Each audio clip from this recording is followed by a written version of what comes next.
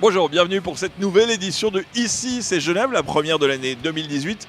D'ailleurs, bonne année à toutes et à tous. Bonjour Blaise Vigil. Bonjour Lionel et bonne année. Bonne année. Le sommaire de cette émission, aujourd'hui nous allons nous rendre sur la patinoire pour retrouver Kevin Romy, le capitaine de l'équipe. Nous retrouvons également Matteo Detra qui nous expliquera le principe, le concept et toutes les règles du face-off. Et puis nous reviendrons également sur une soirée hommage au numéro 12, alias Philippe Beson. C'était en fin d'année 2017. Mais avant cela, je vous propose de faire un tour d'horizon sur les derniers matchs qui ont eu lieu, que ce soit à la patinoire des Vernets ou à l'extérieur. Il reste 8 matchs à jouer pour le GSHC. Voyons ce qui s'est passé jusqu'à présent.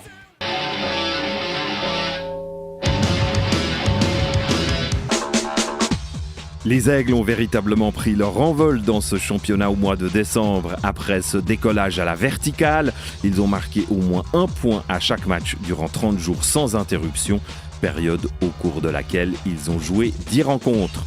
3 buts de Stéphane Dacosta leur ont permis de terrasser le HC Davos dans les Grisons 4-1. Les Servétiens s'imposent par la marge la plus étroite, 1-0 contre Fribourg-Gotteron 96 heures plus tard, grâce au seul et unique but de Goran Bezina peu avant la mi-match. Une première cette saison face aux Dragons après 4 défaites. Menés 3-1 à la Bern Arena, ils refont leur retard et finissent par venir à bout des champions de Suisse en titre, 4-3 après prolongation. Auteur de 2 assists durant le temps réglementaire, le Suédois Henrik Temernes offre la victoire aux Servétiens. Battu sur un score identique, Lugano subit le même sort 4 jours plus tard au Tessin, grâce à 2 buts de Romain Leffel, dont un en prolongation, et 2 assists de Kevin Romy. La déception d'un revers après les tirs au but, 4-3 contre Zug, est effacée dès le lendemain. Les Aigles gagnent 5-3 sur la glace des Lions de Malais. Damien Ria marque 2 fois. Rod Richard et le capitaine Romy se mettent en évidence avec un but et un assist chacun. Une attaque redoutable, une défense solide et un moral à toute épreuve permettent aux Aigles de se retrouver 6e avec 11 points d'avance sur la barre alors qu'ils n'en ont que 2 de retard sur la 2e place.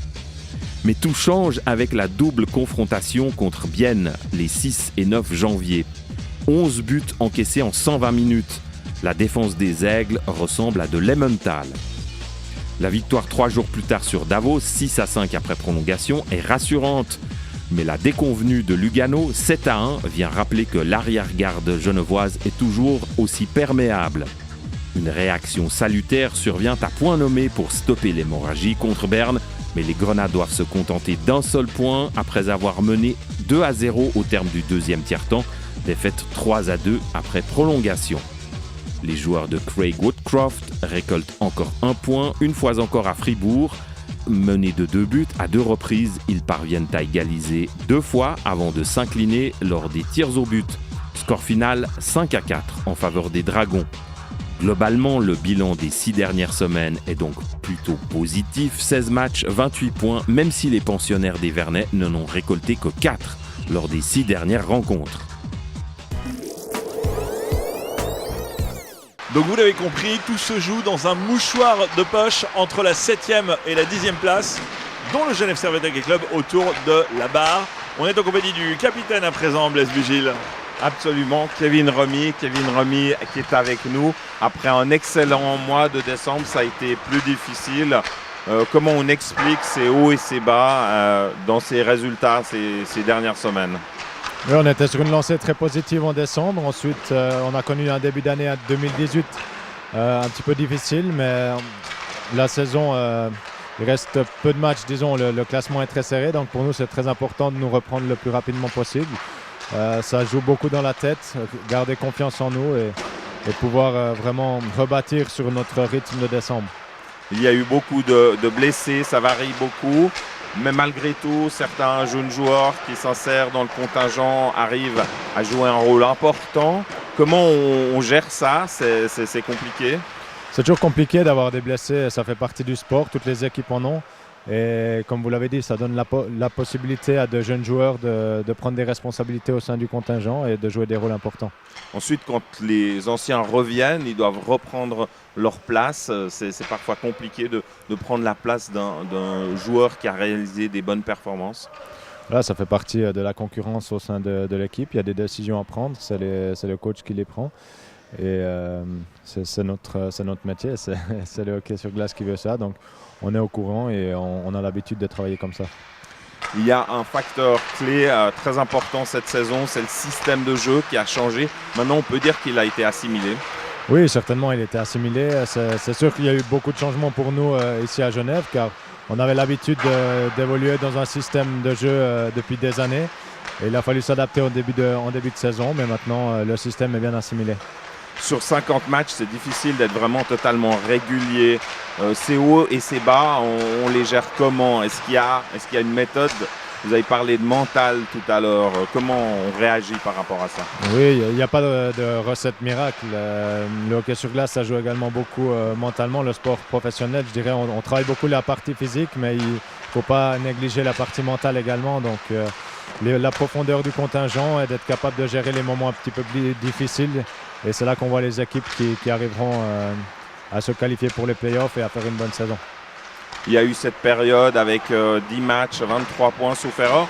Ensuite, une victoire au début de l'année sur les Tigres de Langnau sauf erreur. Et puis 23 buts encaissés en 4 matchs. Qu'est-ce qui s'est passé à ce moment-là? Il y a une cassure. On ne peut pas appeler ça une cassure. C'est vrai que 24 buts en quelques matchs, ça fait un peu beaucoup. Donc on a parlé, on a analysé nos matchs également.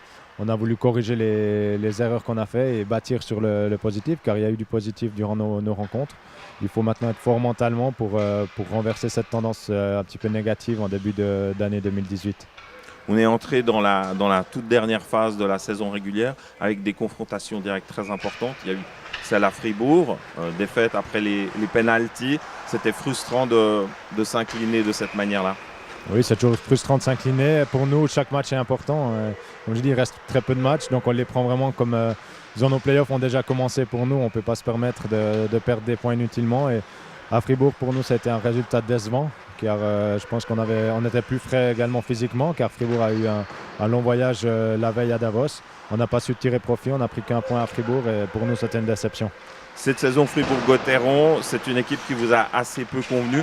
À l'inverse, vous allez affronter le Lausanne Hockey Club. Donc, pour votre prochaine confrontation, c'est une confrontation directe aussi très importante. Ça, c'est un adversaire qui vous a mieux convenu en revanche cette saison. Ils nous ont mieux convenu dans le passé, disons maintenant. Vendredi, c'est un match, c'est un autre match. Lausanne va venir ici pour gagner également, donc ce sera à nous d'être prêts. Et comme j'ai dit, on a une semaine maintenant pour se préparer au mieux pour le week-end qui nous attend, très important. Lausanne et puis Zug, ça c'est aussi une patinoire où il est difficile de faire des points. Oui, c'est difficile de faire des points, comme dans toutes les patinoires. Il n'y a pas de petites équipes, je dirais. Donc, Zug ne fait pas exception. Comme j'ai dit, on a maintenant quelques jours devant nous pour préparer les 2 matchs du week-end. Et puis trouver aussi un moyen de marquer des buts à Tobias Stefan. Oui, on connaît bien Tobias, il a joué ici durant des années. Et on sait que c'est un très bon gardien et qu'il va falloir faire les détails justes, d'aller devant le but, d'aller là où ça fait mal pour marquer des buts. Et puis ensuite, les matchs vont s'enchaîner assez rapidement avant la pause de l'équipe nationale. Enfin, la pause des Jeux Olympiques même, on peut dire. Voilà, comme je dis, maintenant, il reste peu de matchs avant la fin de la saison. Donc, cette semaine, on en a 2, 3 matchs la semaine prochaine. Et ensuite, c'est la pause olympique. Donc, vraiment des points très importants pour nous à prendre. Kevin Romy, merci. Merci beaucoup. Merci Blaise Bugil et merci à Kevin Romy de nous avoir accordé un peu de temps. Ici à la patinoire des Vernets, le 21 décembre a eu lieu une soirée très spéciale. D'abord, c'était le dernier match à domicile de l'année 2017, mais l'occasion également de faire un hommage à Philippe Beson. Le numéro 12, le maillot de Philippe Beson a été levé, vous pouvez l'apercevoir, côté Rolex, à la patinoire, ce qui signifie que le numéro 12 ne sera plus utilisé au Genève Servette Hockey Club. On lui a rendu hommage durant cette soirée en compagnie de sa famille, notamment son fils, qui était présent dans l'équipe adverse, les Cloton Flyers. On regarde tout de suite l'hommage rendu à Philippe Beson ce soir-là à la patinoire.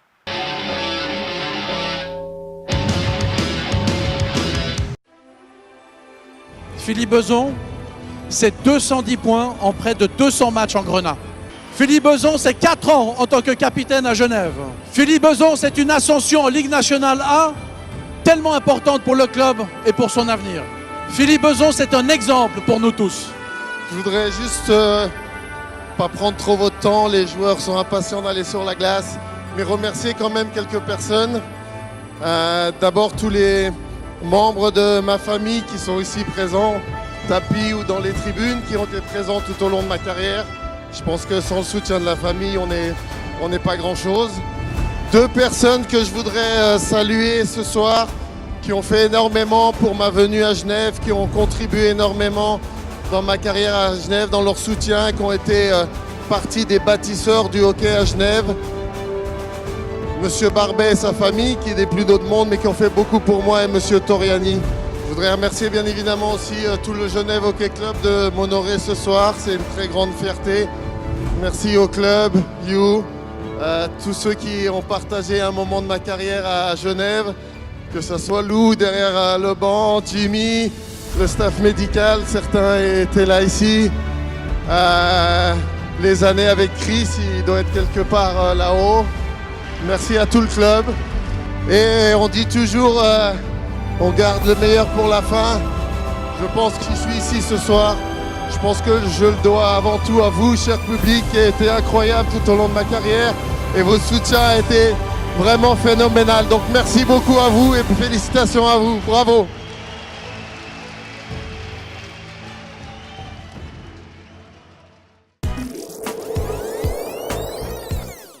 Un bel hommage à Philippe Beson à retrouver sur la page Facebook du Genève Servette Hockey Club. À présent, je vous propose de retourner sur le bord de la patinoire. Nous y retrouverons Blaise Bugil. Il est aux côtés de Jason O'Leary, l'assistant coach du Genève Servette Hockey Club.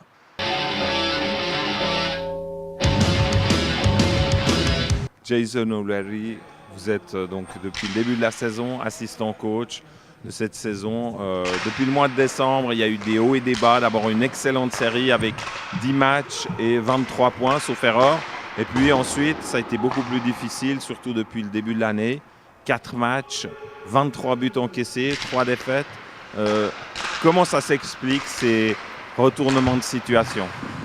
Malheureusement, c'est le sport qui se passe. Des fois, il y a des parties où les séries où ça marche très bien. Au mois de novembre, décembre, au début, ça a bien été pour nous autres. Mais maintenant, c'est dur pour les joueurs. On a eu des joueurs qui sont blessés, beaucoup de blessés avec les défenses et aussi avec les parties. Peut-être, on peut dire en anglais, un peu de puck luck. Qui nous manque, mais je pense que ça leur bien. On est dans le bon droit et je pense que ça va aller. Là. Alors, qu'est-ce que vous avez fait pour corriger le tir après cette série, ce moment difficile? Il faut absolument rester calme. Il faut parler avec les joueurs seulement concernant des choses qui se passent sur la glace dans le parti, pas pour les affaires dehors ou à l'extérieur. C'est difficile pour les joueurs de focuser, de se concentrer sur les parties. Pendant le match, quand ça ne roule pas bien, peut-être, il faut juste corriger ce qu'on peut faire. Il faut concentrer sur la partie et sur les affaires petits dans le match. Donc l'aspect mental est extrêmement important. Sur le plan tactique, est-ce que vous avez procédé à des ajustements? Maintenant, c'est difficile parce que à ce moment-là, il reste juste 8 matchs, 8 parties. C'est difficile de changer quelque chose maintenant concernant les tactiques. C'est pas vraiment nécessaire, c'est plus sur la partie mentale pour les joueurs qui sont positives, qui sont confiantes, qui sont avec chacun. Ils ont la fierté puis la confiance. Et c'est ça, pour moi, c'est mon job là de concentrer sur ça avec les joueurs. Et en plus, sur les aspects de leur partie seul, le joueur lui-même. Vous êtes, donc, on l'a dit, depuis le début de la saison à Genève Servette, vous êtes 2 assistants avec Louis Matt. Comment est-ce que vous répartissez les rôles entre vous deux? Louis s'occupe premièrement sur la défense. Moi, je m'occupe des attaquants. Fait que là, je me concentre plus sur le jeu individuel pour les joueurs. En plus, les joueurs en avant. Louis va se concentrer sur les joueurs à défense. Et c'est lui qui s'occupe de le box play. C'est moi qui s'occupe maintenant de power play. Et comme ça, on regarde ce qui se passe avec les parties, avec les matchs, ce qu'on peut faire pour peut-être améliorer quelque chose. On se parle souvent ensemble aussi de ce qu'on peut faire, ce qu'on peut peut-être, si on peut réagir avec une autre manière ou d'une autre façon pour améliorer quelque chose. Alors, vous avez aussi les prolongations. Oui. Ça, c'est important parce que ça se joue à 3 contre 3. Mhm. Est-ce qu'on prévoit un type de jeu différent? Pas vraiment, c'est plus, quand je joue en overtime, c'est plus que les joueurs ils ont besoin de garder la rondelle un peu plus. C'est pas vraiment dump and chase, faut avoir les joueurs qui sont confiants de jouer 1 contre 1 contre les autres équipes. C'est comme ça qu'on voit souvent des joueurs qui peuvent patiner beaucoup, qui peuvent patiner avec la rondelle en plus, et qui sont peut-être, il y a des fois 2 joueurs qui sont plus offensifs, un joueur qui est peut-être moins offensif, mais plus défensif. Pour la sécurité, et comme ça, tu as une meilleure chance de gagner. Il y a une série de matchs avant les playoffs, aussi avec la pause des Jeux Olympiques. Ouais. Les matchs vont s'enchaîner très rapidement et puis il y a des confrontations directes comme contre Lausanne. Ça va être le moment clé de la saison. Oui, je pense que chaque match est très important pour nous autres. En plus, ça va venir, je pense, ça va arriver à la fin de l'année. Je pense que le dernier match, c'est sûr. C'est toujours le même avec les sports. Pour nous autres, il faut juste concentrer à chaque partie individuelle. Pas regarder un peu trop loin dans le futur, mais à ce qui se passe peut-être vendredi, samedi, encore mardi. Mais là, il faut concentrer juste sur la partie qui vient.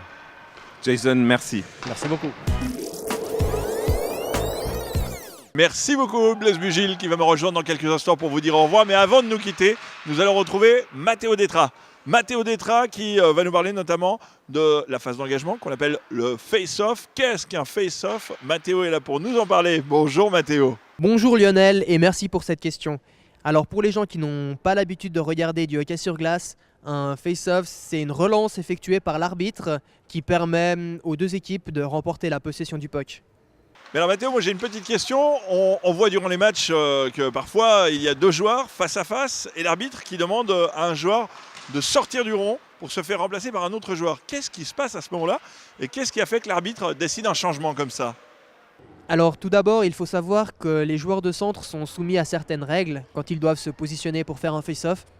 Ils doivent notamment avoir leurs patins perpendiculaires aux 2 lignes rouges qui sont juste en face du cercle rouge où l'arbitre pose le puck.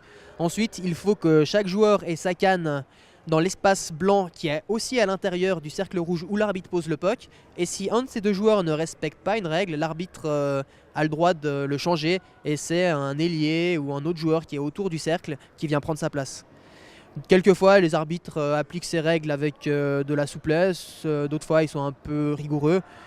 Mais en général, les joueurs de centre détestent se faire changer et les entraîneurs aussi. Et j'en profite pour introduire le clip qui a été réalisé par Bram qui est juste derrière la vidéo et qui déteste qu'on parle de lui, mais peu importe.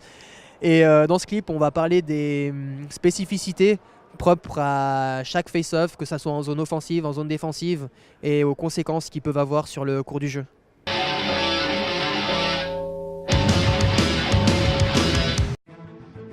Une équipe qui peut gagner ses engagements et appliquer rapidement ses plans de jeu est une menace sérieuse. On sait tous que l'équipe qui détient le puck contrôle le match, d'où l'importance des face-offs. Durant un match de hockey, on dénombre environ 60 engagements, ce qui signifie 60 opportunités pour gagner ou perdre la possession du puck. Intéressons-nous un peu aux joueurs de centre. Au hockey, jouer des engagements est une spécialité des joueurs de centre. Chaque équipe a des plans de jeu pour chaque situation. Que l'engagement soit gagné ou perdu, chaque joueur sur la glace sait exactement son rôle pour les 5 prochaines secondes de jeu. Avant un face-off, le joueur de centre est responsable de définir la stratégie qui sera jouée, que ce soit pour créer une opportunité de but ou pour bloquer une tentative adverse.